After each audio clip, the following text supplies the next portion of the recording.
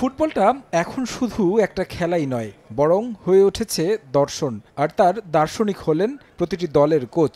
মাস্টারমাইন্ডের পরিবর্তনের সঙ্গে যেমন পরিবর্তন আসে খেলার ধরনে, তেমন নতুন নতুন কৌশলও যুক্ত হয়। তেমনি চ্যাম্পিয়ন্স লিগের ফাইনালের দ্বৈরথটা ফুটবলার ছাপিয়ে হয়ে উঠতে পারে ডাগআউটের।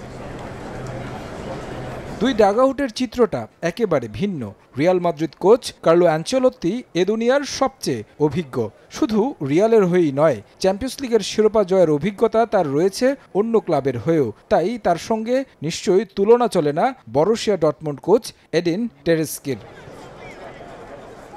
ফুটবল দার্শনিক আরিগো সাচ্চির শিষ্য কার্লো আনচেলত্তি কতটা ভয়ঙ্কর কোচ তা বোঝা যায় কোচিং ক্যারিয়ারের দিকে তাকালে। ডাগআউটে চুইনগাম চিবাতে চিবাতে চূর্ণ করে দিতে পারেন প্রতিপক্ষের সব কৌশল। ঠান্ডা মাথার খুনি বললেও ভুল হবে না। তাই তো ইতালিয়ান ফুটবল মস্তিষ্ককে নিয়ে এভাবেই স্তুতি ঝরল বরুসিয়া ডর্টমুন্ড কোচের কণ্ঠে।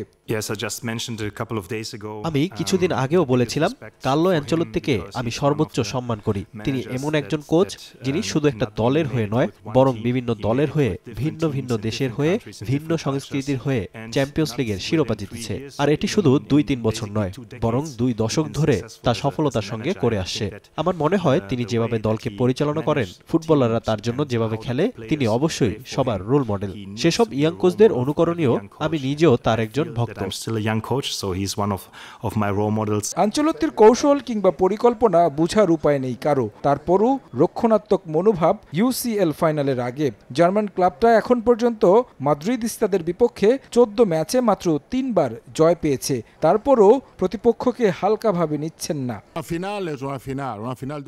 এ ধরনের ম্যাচ খেলা একটা বিশেষ অনুভূতি, মৌসুমের সবচেয়ে গুরুত্বপূর্ণ ম্যাচ। ফুটবল বিশ্বে চ্যাম্পিয়ন্স লিগের ফাইনাল মহা গুরুত্বপূর্ণ ম্যাচ, যা হতে যাচ্ছে ঐতিহাসিক ওয়েম্বলিতে। এটা সত্যি অসাধারণ অনুভূতি।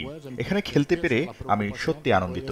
আশা করছি ছেলেরা তাদের সেরা ফুটবল খেলবে। Real Madrid coach Carlo Ancelotti জয় পেলে কোচিং ক্যারিয়ারে 5ম ইউসিএল শিরোপা জিতবেন। অন্যদিকে এডিন টেরেস্কির জন্য হবে প্রথম। তারেক হাসান শিমুল, সময় সংবাদ।